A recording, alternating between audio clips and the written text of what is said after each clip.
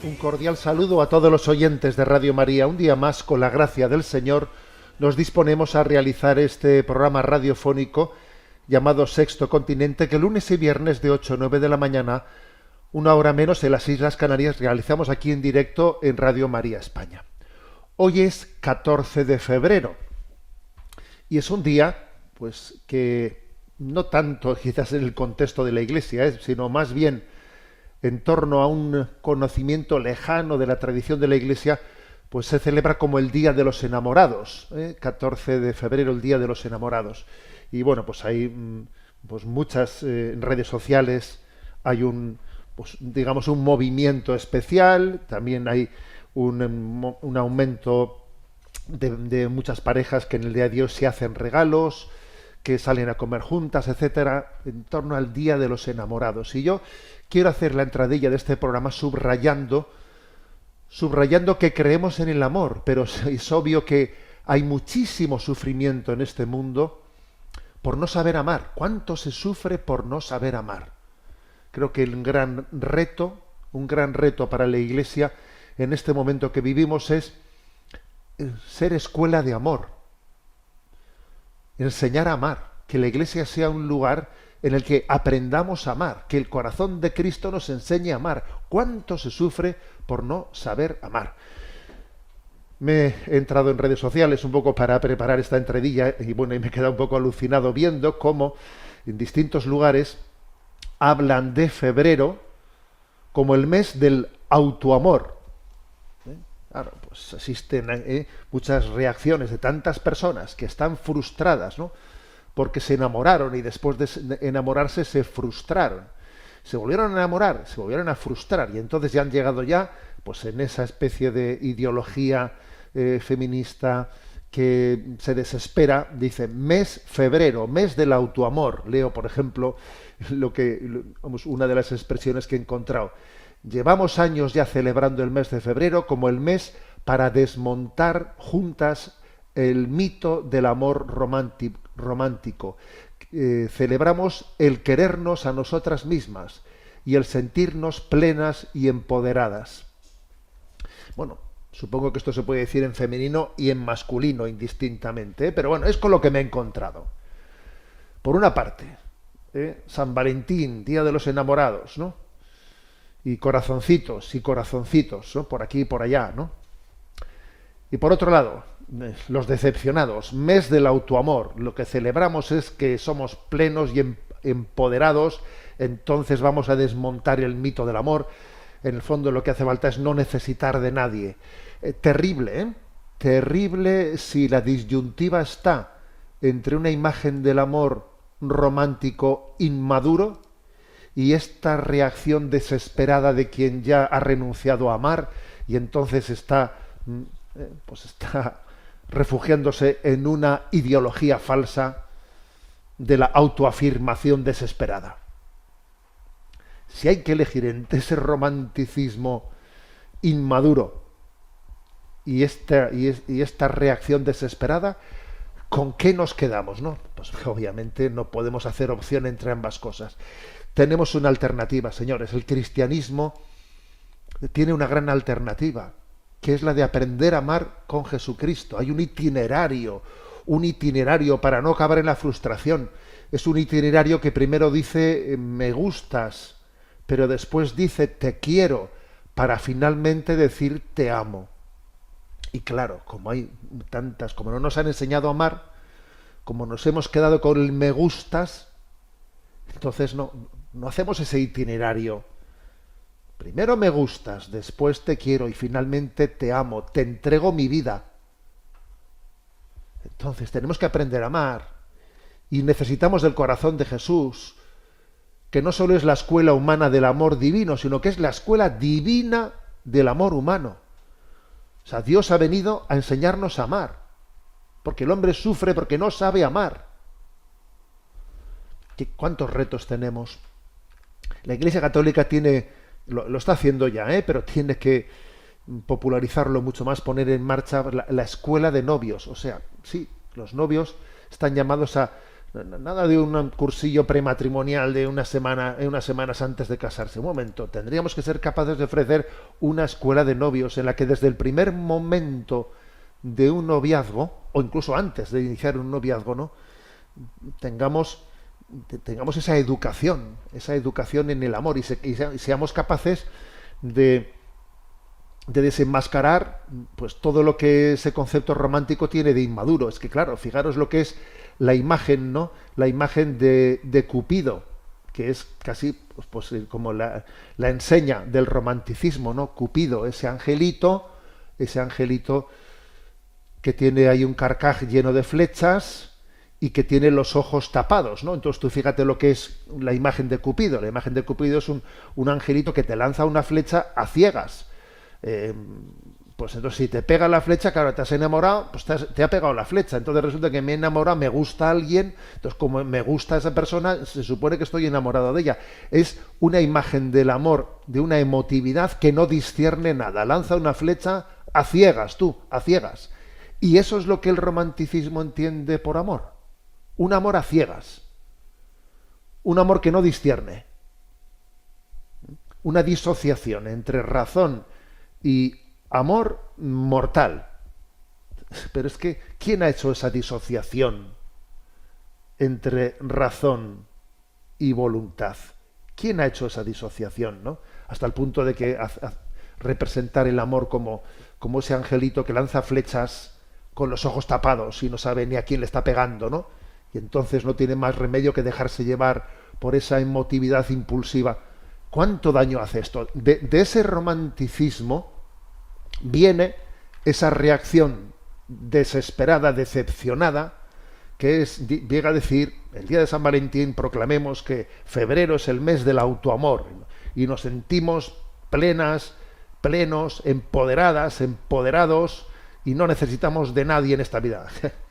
De un falso concepto de amor viene la decepción de quien solamente se puede refugiar en una ideología falsa. Entonces, señores, la respuesta nos la da el Evangelio. Aprender a amar. Jesucristo es nuestra escuela de amor. Y es tan importante que tengamos criterios evangélicos y no mundanos. De esto quiero hablar en el programa de hoy. Quiero hablar de cómo diferenciar entre criterios mundanos y criterios evangélicos para así aprender a amar. Nuestra felicitación a todos los enamorados y nuestra petición a Dios de que su amor vaya madurando, que haga ese itinerario necesario hasta llegar a un amor en el olvido de uno mismo, de ese me gustas, a llegar a un amor maduro en el que uno se entrega en el olvido de uno mismo. Menudo itinerario que hay que recorrer ahí. Y si no lo recorres, llegarás a la frustración más absoluta y un día te refugiarás, ¿no? Pues en un castillo y dirás, yo me valgo a mí mismo y estoy empoderado, y te dirás mentiras a ti mismo y te las creerás. Que es lo más terrible, ¿no? Para finalmente llegar a la desesperación y refugiarte, ¿no? Y refugiarte en falsas consolaciones. Sexto Continente es un programa que tiene interacción con los que sois usuarios de redes sociales, en Instagram y en Twitter a través de la cuenta @obispo_munilla. Los programas en Facebook a través de la página que lleva mi nombre personal de José Ignacio Munilla. Los programas anteriores de Sexto Continente están a vuestra disposición, tanto en el podcast de Radio María como en plataformas como iVoox, Spotify, también Amazon Music y también especialmente el canal de YouTube En Ti Confío. En el canal YouTube En Ti Confío quedan grabados estos programas, además emitidos en vídeo también con imagen. Y en la página web multimedia www.enticonfio.org también allí se accede a los programas de Sexto Continente y además también desde allí en Ti Confío 24 horas se puede ver en directo la emisión de este programa. Bueno, pues vamos adelante, que como os decía, como estábamos hablando de que el gran reto, hoy día de San Valentín, señores, el gran reto es la madurez de aprender a amar. Aprender a amar. Entonces voy a rescatar Voy a rescatar unas reflexiones que en su día, ¿no?, compartí en torno a la espiritualidad monacal, etcétera, pero las quiero aplicar a, a esta maduración, a esta maduración del corazón humano. A ver, criterios mundanos y criterios evangélicos. Nosotros solemos pensar que el combate para aprender a amar está en la voluntad, pero es que no nos damos cuenta que el combate también está en el pensamiento, ¿eh? El pensamiento y la voluntad no son dos cosas distintas, están muy integradas. Entonces, si tú no piensas bien, si tus pensamientos no son correctos, no van por el buen camino, no están bien discernidos tus pensamientos, obviamente tus sentimientos, tus afectos, pues estarán desenfocados sí o sí, porque es el pensamiento, es la razón la que nos enseña a pensar bien para que después también sintamos bien, amemos correctamente, ¿eh? La conexión entre pensamiento, ¿no?, y afectos es clave y determinante, ¿eh? Los monjes del desierto, ¿no?, Evagrio Póntico y esos monjes del siglo IV nos enseñaban a observar nuestros pensamientos. Aprende a observar qué tipo de pensamientos son los que son dominantes en tu vida. Ellos solían compartir ese tipo de pensamientos con su acompañante espiritual, ¿no?, para que se discierna si esos pensamientos son correctos o no son correctos. Y después lo que hacían era confrontarlos con la forma de pensar de la Sagrada Escritura. O sea, estas tres cosas, ¿eh? Primero, observa qué tipo de pensamientos son los que mandan dentro de ti.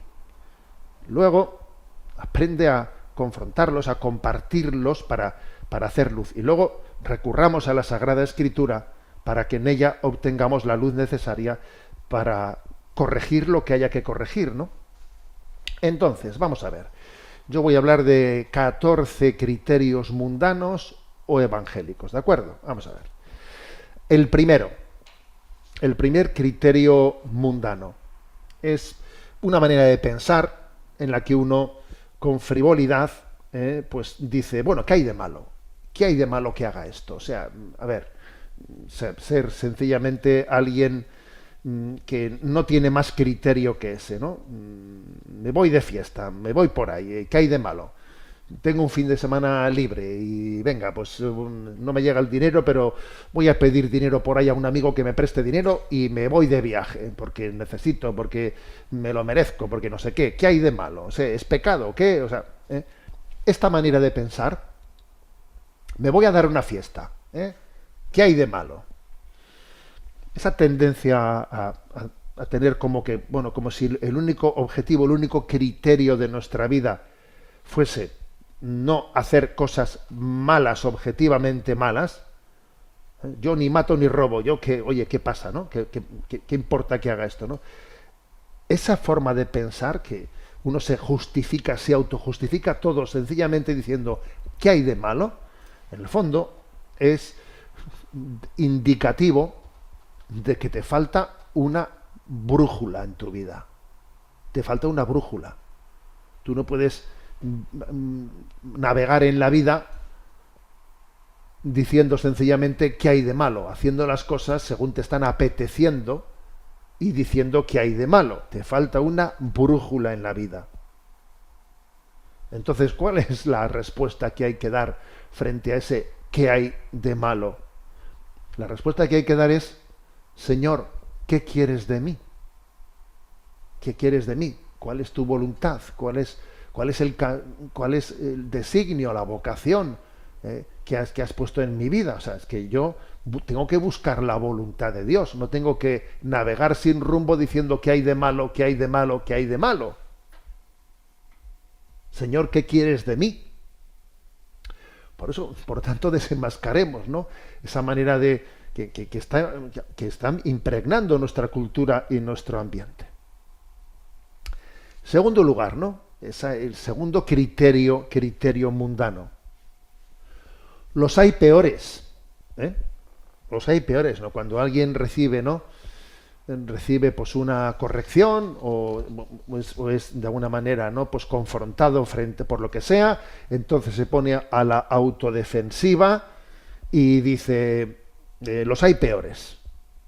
Es una especie de compararse para justificarse. ¿Eh? Claro, pero claro, es que con esa autojustificación siempre habrá alguien peor que tú, en el que si te comparas con él, pues encima resultes bien parado, ¿no? Pero es que eso ¿para qué sirve? ¿Para qué sirve, no? Dime con quién te comparas y te diré a lo que aspiras. A ver, ¿yo con quién me comparo? Con quien tenemos que compararnos en todo caso es con los santos. Con los santos. Buscando la voluntad de Dios, cada uno tiene que buscar la voluntad de Dios en su vida. Pero si alguna referencia tienes que tener, son los santos, ¿no? Yo me acuerdo de esta semana que también he estado en otro colegio, ¿no? Visitando a los niños, etcétera. Les preguntaba en una aula, ¿no? Me parece que eran los quinto o sexto de primaria. Les preguntaba, ¿cuáles son tus héroes? A ver, ¿cuáles son tus héroes? ¿Cuáles son tus ídolos? Esa es la clave. O sea, ¿cuáles son mis héroes? Mis héroes son los santos, ¿no? Entonces eso de los hay peores, eso no sirve para nada, ¿no? Es compararse para justificarse. Lo que tenemos que darle a Dios es gracias por tus santos. Gracias por tus santos, porque a través de ellos, vamos, me estás espoleando. Estoy espoleado, estoy motivado, estoy siempre recibiendo llamadas a la santidad a través de los santos, ¿no? A través de ellos. Por lo tanto, ese criterio de los hay peores, creo que es una manera de pensar, una manera de razonar que en el fondo nos está horadando el horizonte de la vida, vamos, ¿no? Así no se camina a ningún lugar. Tercer criterio mundano. Lo hacen todos. Lo hacen todos. Pues es sencillamente, está muy ligado a lo anterior, obviamente. O sea, es olvidar que la conciencia cristiana no emite sus juicios apoyada en la costumbre de la mayoría, sino que la conciencia cristiana emite sus juicios apoyada en la ley del Dios omnipotente.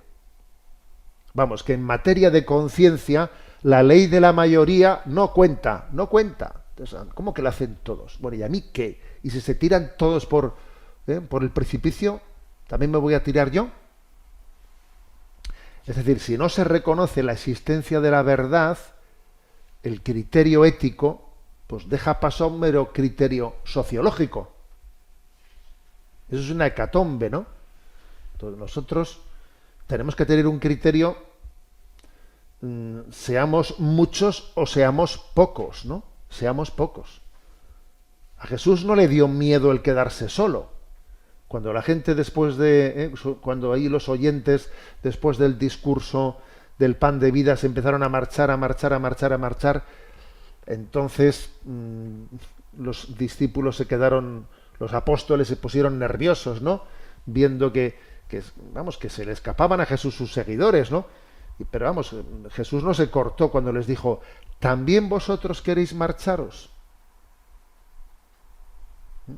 Que tenéis la puerta abierta, Y entonces Pedro le responde, Señor, ¿a quién iremos, no?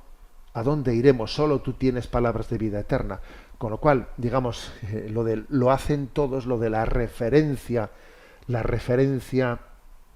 de la mayoría, es que esa es una referencia que nos impide crecer, nos impide madurar, nos impide cotejar nuestra vida delante de la voluntad de Dios, ¿no? Cuarto criterio mundano, ¿no? Cuarta forma de criterio mundano que con frecuencia, ¿no? También se nos infiltra.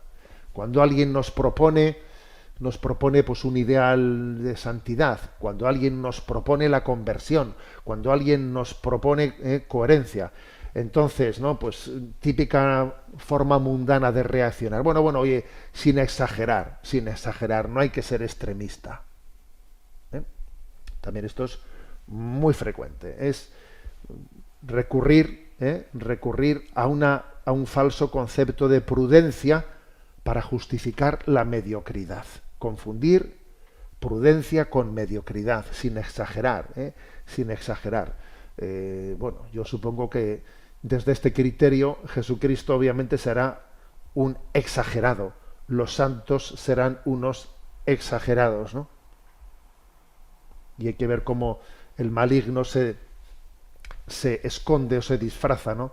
Se disfraza de una virtud como la prudencia, como se disfraza de ella, ¿no? San Vicente de Paúl, decía él, me he convencido de que para ser bueno hay que ser demasiado bueno, decía él. Es una expresión curiosa. Me he convencido de que para ser bueno hay que ser demasiado bueno, porque mira, si apuntas al 10 te vas a quedar en el 7, pero como apuntes al 5 te vas a quedar en el 2. Por eso, desenmascaremos ese sin exagerar, porque la respuesta que hay que darle al sin exagerar es: sed perfectos como vuestro Padre Celestial es perfecto. Jesús apunta a la plena santidad, a la perfección. Otro criterio mundano, que es una especie de muletilla que ahí nos está siempre corroyendo, ¿no? Otro criterio mundano es mañana, sí, a ver si lo hago, a ver si lo hago, pero estoy en ello, vamos a ver si mañana darle dilata, o sea, es decir, que sí, que ya sé que lo tengo que hacer, que sí, que ya sé que la cosa va por ahí, pero bueno, o sea, sin agobiar, me explico, sin agobiar, ¿no? Y claro, uno recuerda la sagrada escritura, ¿no? Apocalipsis 3:20, que dice: mira que estoy de pie a la puerta y llamo. Si alguien escucha mi voz y abre la puerta, entraré en su casa y cenaré con él y él conmigo. Es que claro, si esta es la clave, ¿no? No podemos engañarnos, Decía Carlo Acutis: si algún día, ¿por qué no hoy? Y si hoy no, ¿por qué algún día? Es curiosa esta expresión, Es como desenmascarar el escaqueo de que mañana, pasado, ya voy. Un momento, ¿no? Los santos piensan de otra manera. Carlo Acutis, ¿no? Este chico, que será próximamente canonizado por el Papa, dice: si algún día, ¿por qué no hoy? Y si hoy no, ¿por qué algún día? Hoy es día de gracia, ¿no? Si Dios te da la gracia de verlo hoy, el que tú te estés escaqueando, ¿no?, de entregarle a ellos una resistencia a la gracia, te está resistiendo a la gracia. Si escuchas hoy la voz del Señor, no endurezcas tu corazón. Si escuchas hoy la voz del Señor, ¿no? Sexto criterio mundano, sexta muletilla a la que nos acogemos para pensar mundanalmente, ¿no? El ojalá, ¿no? Es la de engañarse soñando en otros escenarios. Ojalá si yo estuviese en tal lugar, de alguna manera es escaquearse del presente, remitiéndonos a otros escenarios, a otras situaciones en las que si yo estuviese allí, sí que entonces respondería, ¿no? Entonces, claro, es un autoengaño, ¿no? Una engañufla que nos acompaña toda la vida, ¿no? Es pretender decir: si yo estuviese en otro lugar, si yo tuviese otro caballo, decía el padre Mendizábal que aquí lo importante es cambiar no de caballo, sino de caballero. O sea, lo que tengo que cambiar es yo. No estar esperando a otro escenario para que las cosas sean distintas, ¿no? Por eso ese ojalá está en el fondo dilatando el hágase tu voluntad. Hágase tu voluntad. Yo parto de la situación presente, yo abrazo la situación presente. Estoy llamado a afrontar la situación desde donde estoy, sin escaquearme con ojalá, si fuese, si estuviese.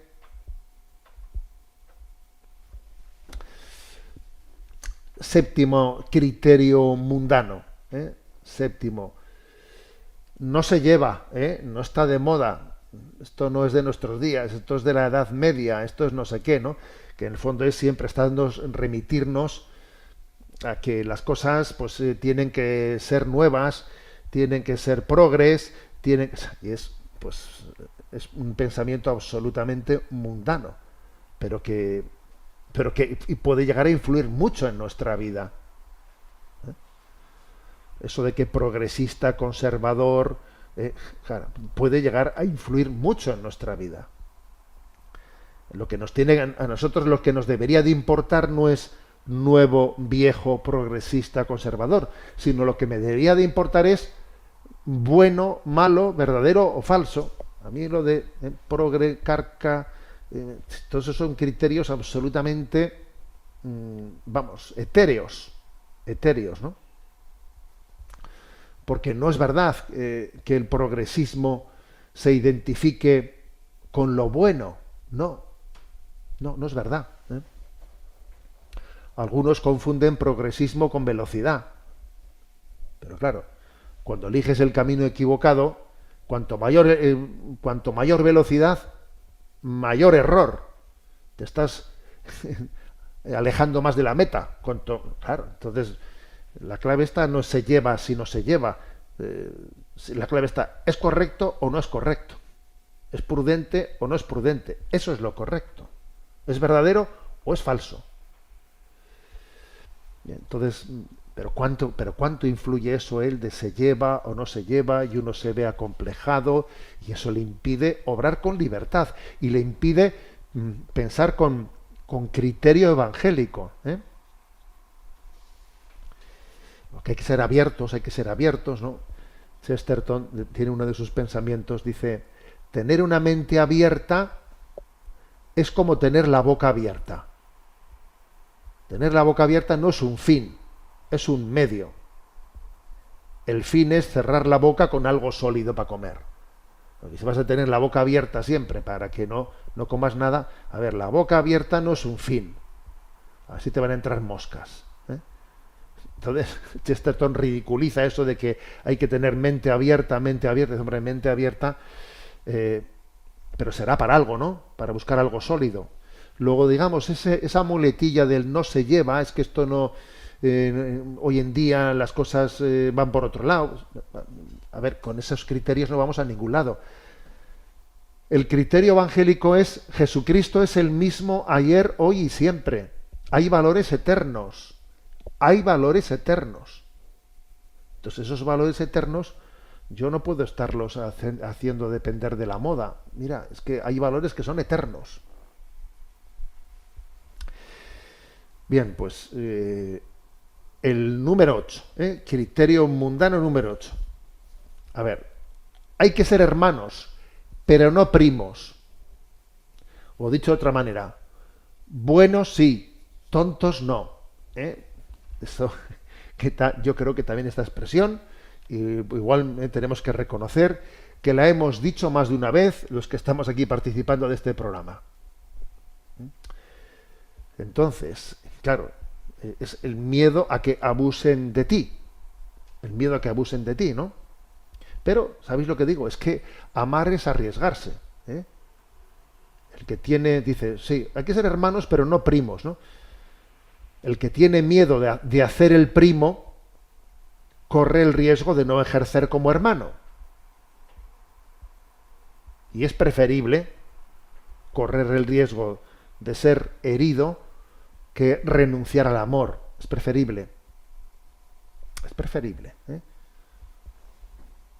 Hay muchas personas, ¿no?, que renuncian a amar por no sufrir, y terminan sufriendo por no amar. Porque claro, Aquí no se escaquea a nadie al final del sufrimiento, ¿eh?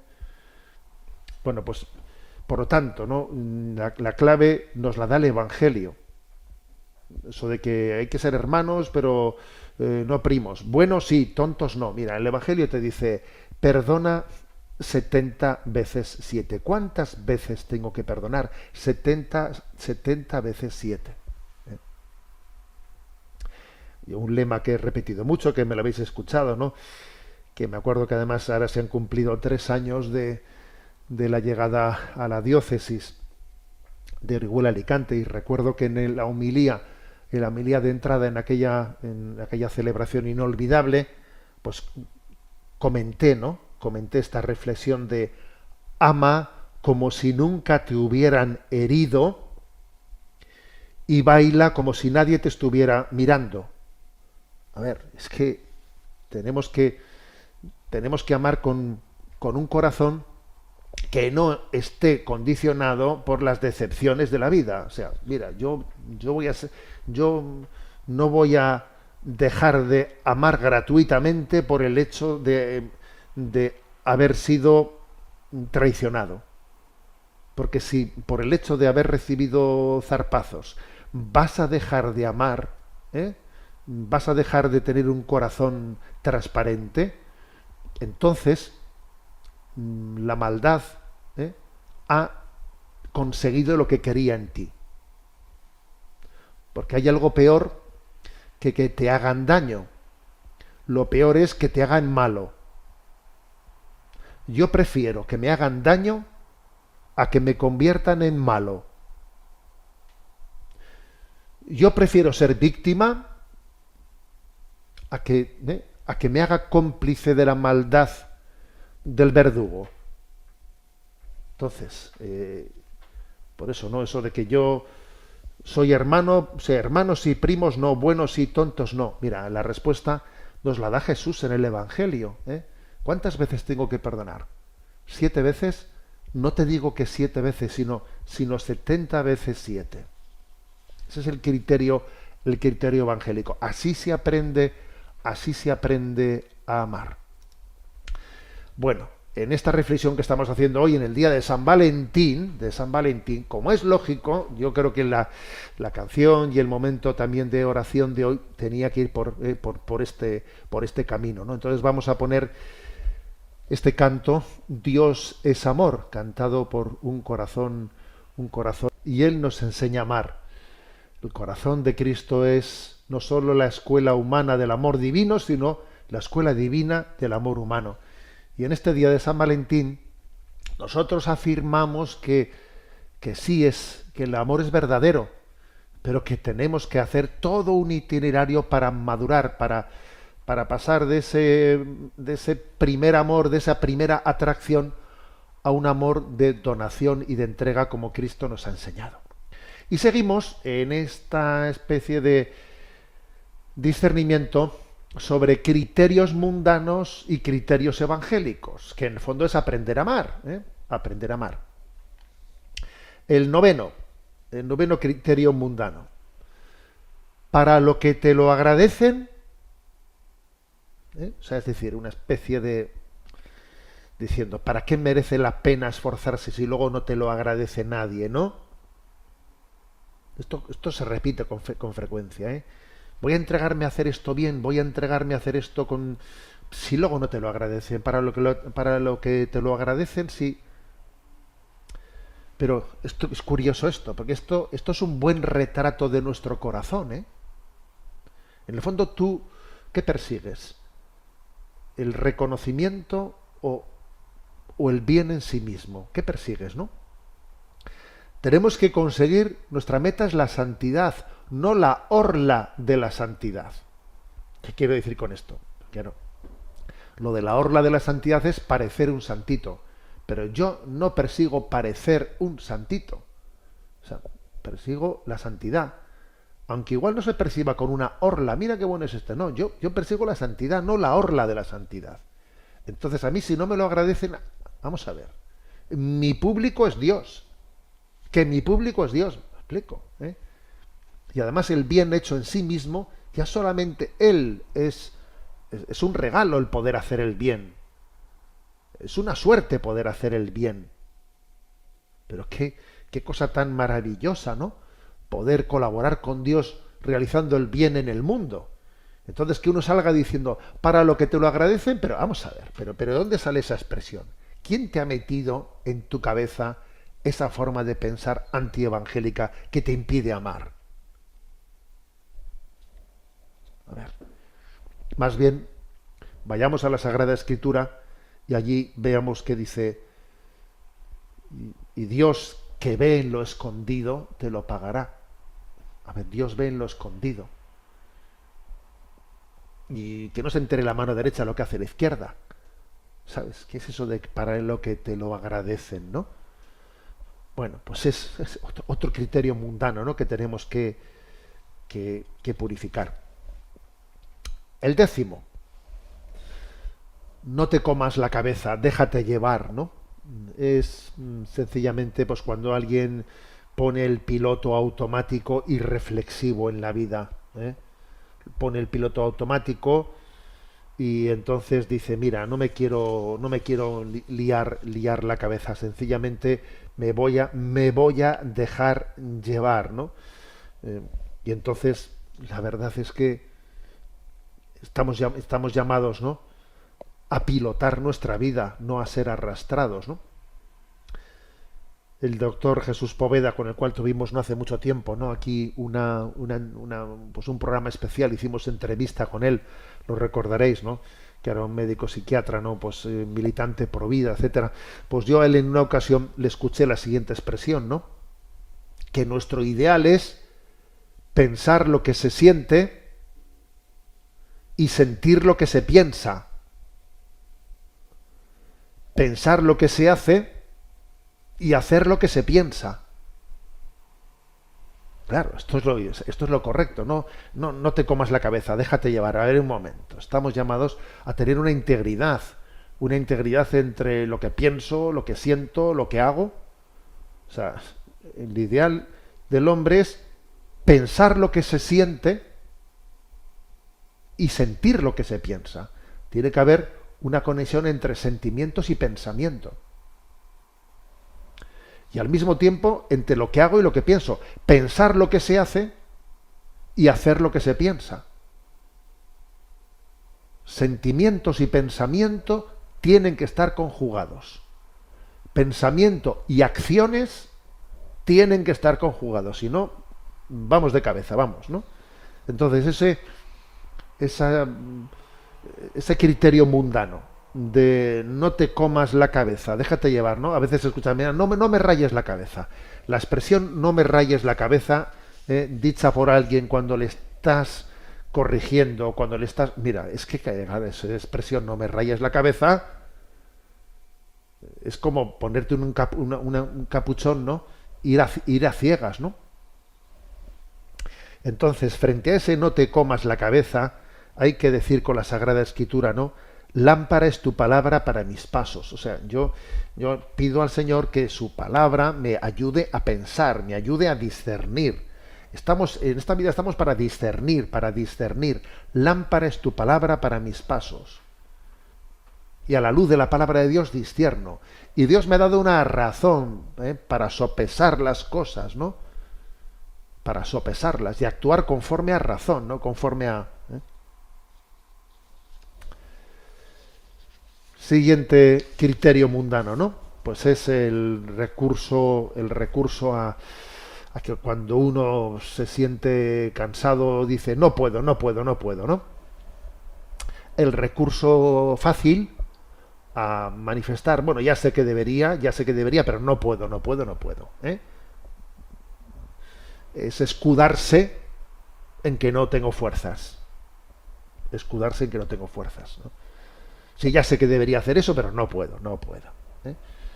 Pero claro, en el fondo, ese no puedo, en realidad, está escondiendo no quiero. ¿eh? La santidad nos la jugamos en distinguir no quiero y no puedo.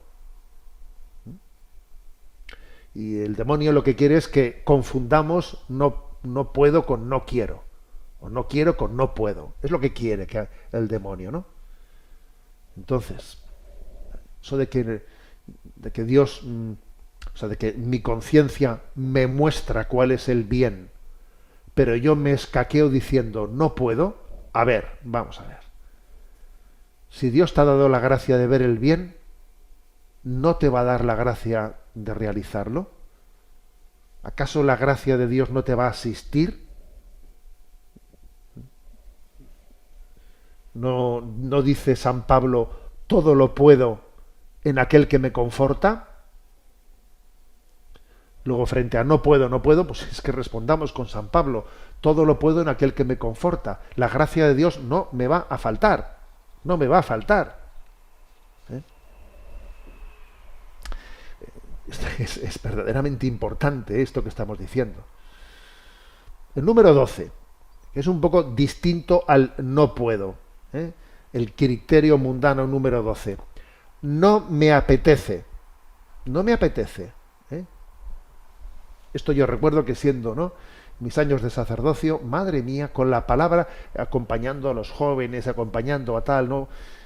Bueno, yo creo que la palabra con la que más me peleé yo, pues en los años de sacerdote, acompañando a los chavales en la parroquia, la palabra con la que más me peleé fue no me apetece. Me peleé con esta palabra porque cada vez que yo hacía una proposición, había un tanto por ciento de los chavales que decían no me apetece, que yo decía, bueno, esta palabra es el enemigo número uno de este ministerio sacerdotal, ¿no? No me apetece, ¿no? Pero claro, ¿qué se esconde detrás de esa palabra no me apetece? Pues se esconde que en el fondo somos inmaduros y entonces hemos sustituido la voluntad por los deseos. Pero no es lo mismo la voluntad que los deseos. Claro, hay una voluntad que está por encima de mis deseos, ¿no? De mis deseos, de mis apetencias, ¿no? La voluntad y la apetencia no es lo mismo, ¿no? Entonces, ¿qué ocurre? Que cuando uno no tiene una esperanza con fundamento, vive lleno de deseos, de apetencias. Y no se da cuenta que, claro, para poder alcanzar una esperanza hay que sacrificar apetencias. Si tú no sacrificas apetencias, no vas a ser capaz de alcanzar lo que esperas en tu vida. Es lo que San Ignacio de Loyola, ¿no?, decía en los ejercicios espirituales, ¿no? Hay que practicar el agere contra, o sea, el obrar en contra de tu apetencia. O sea, es que si tú no practicas con frecuencia en tu vida el agere contra, claro, entonces al final, ¿quién lleva el timón de tu vida? Tu voluntad, ¿no? Desde luego. Serán tus apetencias, ¿no? Como aquel que dice, yo hago lo que me da la gana. Sí, tú haces lo que te manda la señora Gana, que es una dictadora, y te tiene bien apresado, ¿no? Entonces, claro, frente a ese no me apetece, pues Jesús te dice, ¿no? Si alguno quiere venir en pos de mí, niéguese a sí mismo, cargue con su cruz y me siga. Niéguese a sí mismo. Es ese agere contra el que tiene que responder al no me apetece, ¿no?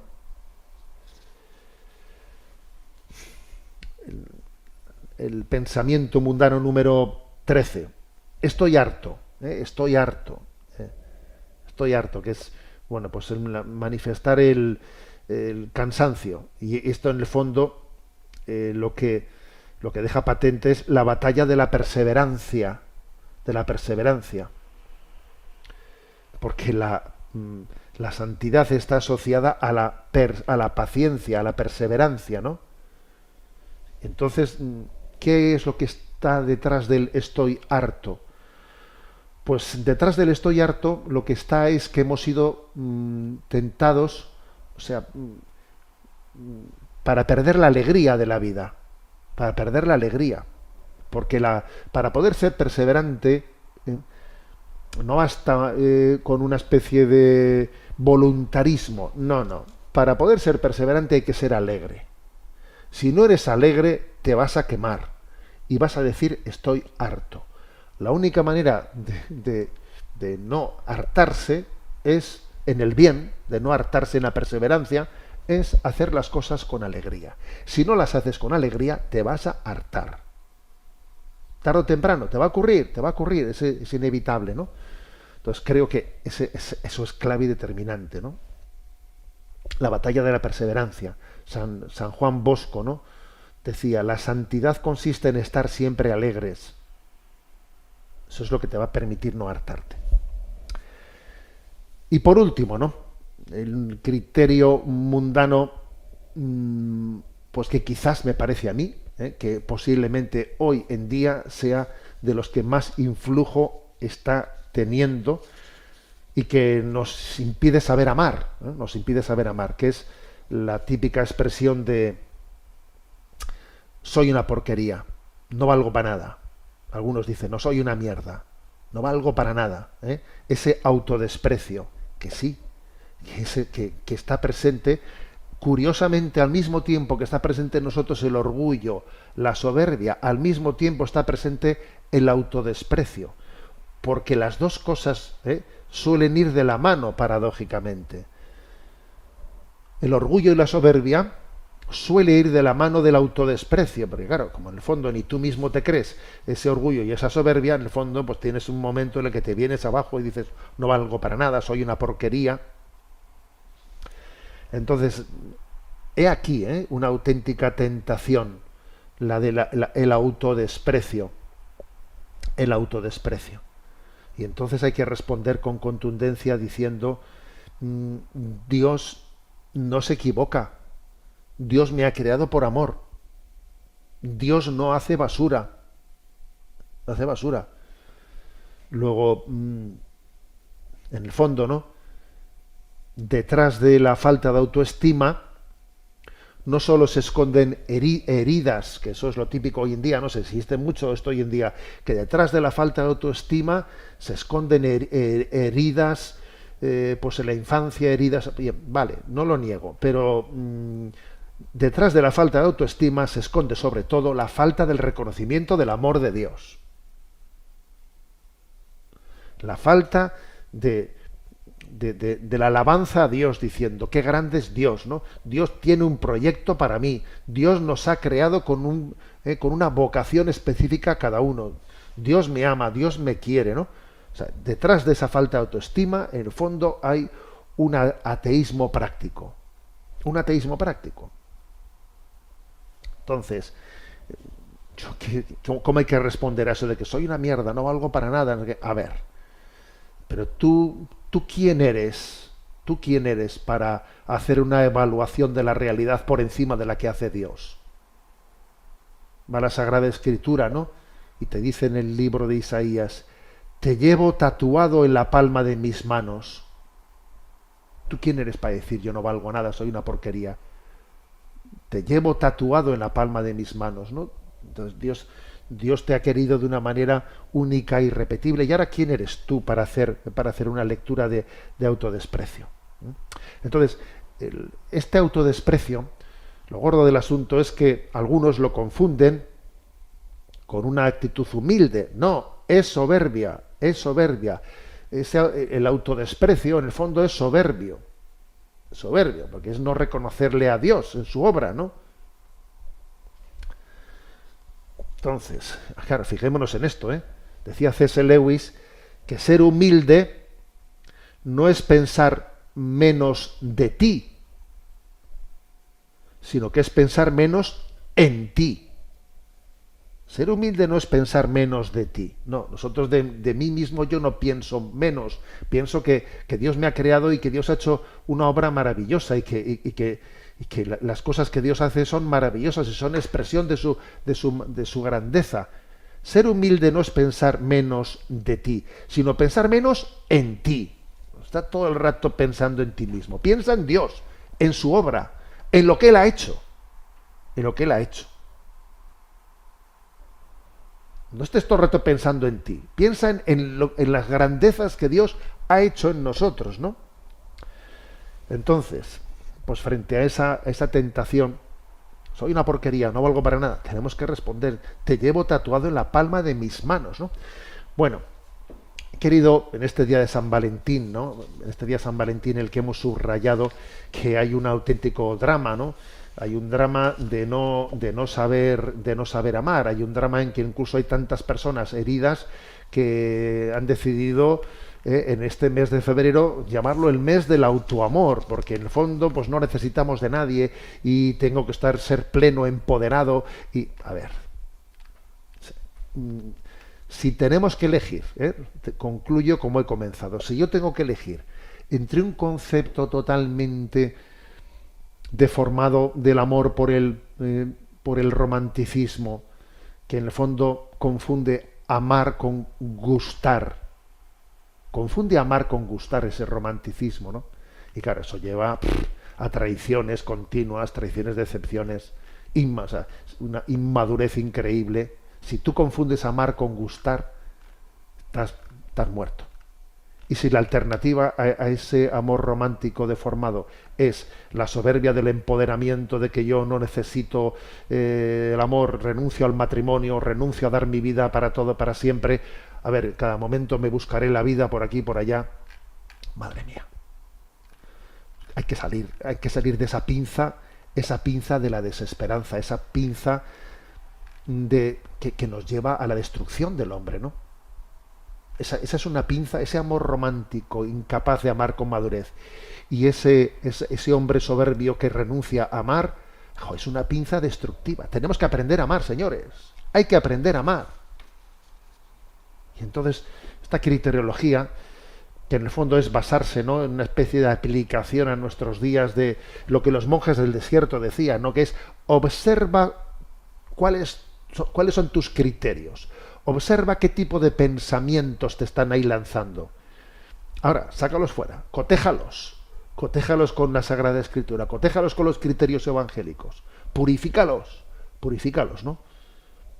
Y aprende a amar, ¿no? Es tan importante que pidamos esa gracia. Bueno, me despido de todos vosotros dándos la bendición de Dios Todopoderoso, Padre, Hijo y Espíritu Santo, descienda sobre vosotros. Alabado sea Jesucristo.